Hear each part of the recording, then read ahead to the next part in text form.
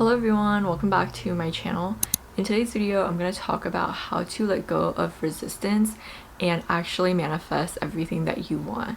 Because I feel like we hear all the time that the key or the secret to manifesting is to let go. It's to let go and to forget about it, and it'll come to you so quickly. And you hear that so often, probably on this channel if you watch this channel.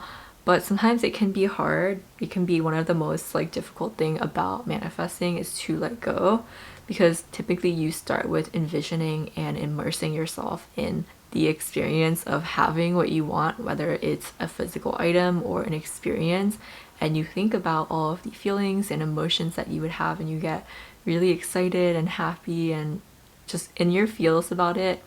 And then you're supposed to just let go of it, and that can be difficult.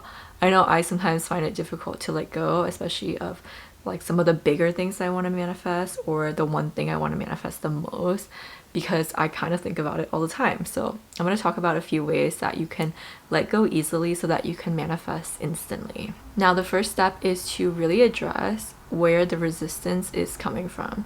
So for example, if you are trying to manifest a partner, or you're trying to manifest wealth into your life, but you just feel like there's some kind of resistance, something that's keeping you, holding you back, or keeping you, preventing you from letting go, then we need to really get to the root of what that is and address that first. So for example, if you're trying to manifest a partner, but deep down secretly you're kind of I don't know if I'm deserving of a partner, I don't know if I'm worthy of love. Maybe you feel like you don't have an abundance of love in your life. Whatever the sort of belief is that you have that's kind of resisting or blocking your manifestation, you kind of need to address it. And it can be hard sometimes because you might not even think that you have a resistance. You might not even think that you are resisting or blocking your own manifestation. But it's kind of important to think about your core beliefs about these things. So maybe you're trying to manifest wealth, but growing up I don't know, maybe you didn't grow up with wealth, and because of that you kind of don't know how to address it or manage it, or even talk about it openly with other people. And maybe that's where your resistance is coming from. Maybe you think that life is meant to be hard, you're meant to struggle, or you think that most people struggle in life financially, something like that. It's usually some kind of core belief that was drilled into you, or something that you picked up along the way. Maybe you picked it up as you were growing up. Maybe you saw that all your friends had a hard time finding love, or they got cheated on, or whatever it was, and because of that you believe that relationships or love is hard to come by, and that most people don't find love. So whatever the sort of belief is, the false belief, I guess, we gotta find that, we gotta address it and kind of face it in a way in order to get rid of it. So once you've identified the false belief, what you're gonna do is you're gonna think about why you think that. You're gonna try and figure out where that belief came from. Oftentimes it's either drilled into you as a child, or some kind of experience led you there. Maybe you were cheated on in the past, or maybe you have had relationships where you felt unhappy or unfulfilled, and that's where these beliefs came from. Or maybe you've struggled financially before, and because of that you've always felt you've always had fears around money, one day you might not have it or something like that. Whatever it is, you're gonna find it, and then once you've addressed that, then you're going to actually let go of that belief. You're gonna say thank you for serving me, thank you for trying to keep me safe, trying to protect me, because ultimately that's what it is. These beliefs, it's about fear, and it's about being afraid, and it's about protecting yourself in a way. So you might be I just won't date anyone because then I can't get hurt. I won't even try to go and fall in love with someone because then no one can hurt me. And it might be weird because you might not be consciously thinking these things, but when you kind of dive deep into your thoughts and feelings, sometimes you might realize that in trying to protect yourself, you are basically closing yourself off to opportunities and possibilities of things that could make you really, really happy. For example, if that's the fear, love is hard, no one finds love, I'll just close myself off and no one can hurt me. So if that is the belief, then you're gonna say thank you for trying to protect me and trying to keep me safe. but this belief no longer serves me, so I'm gonna go ahead and let you go. And that's how you want to do it. You don't need to be like bitter or like resentful about it, because ultimately you were just trying to protect yourself. So those beliefs were just, you know, either someone else trying to protect you or you trying to protect yourself. So just thank them and let them go. Release them. And you're going to adopt a new belief about why you should have it. So if it's love, why should you have love? Because you were born to experience life to its fullest extent. You were born to experience love and feel an abundance of love, because you are already love. You already have an abundance of love in your life. There's already people who love you and who care about you. And all of those people would also like to see you find love and find happiness. Maybe your parents like want you to get married and have kids. Don't get married and have kids because your parents want you to, but say that's the case. Your parents are like, I want grandchildren. So they also want you to find love, right? Think about all the people who want you to find love. Maybe you have a dog and you want to find love because then your dog will have like a new human to play with. Think about all of the reasons why not only do you deserve it, but also why everybody else wants you to have it. Why like the universe wants you to have it. Because when you do that, you're kind of amplifying like the attraction power, and you're kind of aligning yourself a lot more. Like you're amplifying the alignment to what you want, and it makes it happen a lot faster. So think of a new belief that you can adopt, and then think about why you want to back that belief up with why you deserve to be happy, why you deserve love, why you deserve all these things, why you're like so worthy of it. And then you're going to think about everybody else who wants this for you.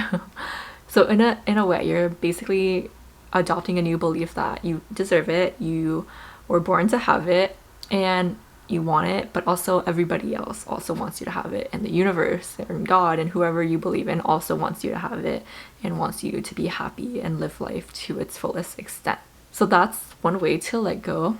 The next is to think about your processes and your habits and kind of remove yourself from the results and your like focus on the results, because sometimes we get so obsessed and like addicted to the thing, that the result that we want, that we will essentially close ourselves off to the possibility of enjoying the process or in living in the moment or being happy right now. I was watching someone else's video and she was talking about how she was like journaling, and she wrote down her goals like a year ago, and she wrote like she wanted to be a full-time YouTuber and quit her job. And so a year later she was looking back and she was like, well, I've accomplished those things. I've quit my job, I became a full-time YouTuber, and a year ago I really thought it was gonna make me like so happy and all of these things, and it did, but now I'm kind of like, now what?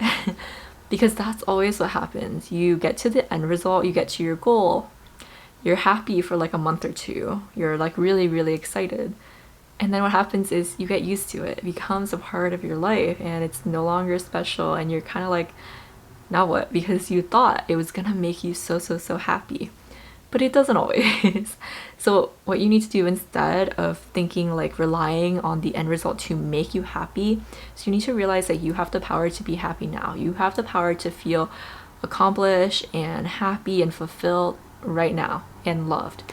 You can feel all of those things first and really live in the moment and enjoy the process and enjoy what you love doing, and then all of the things will come to you and more, because it's not about just the one thing. It's about how you're feeling.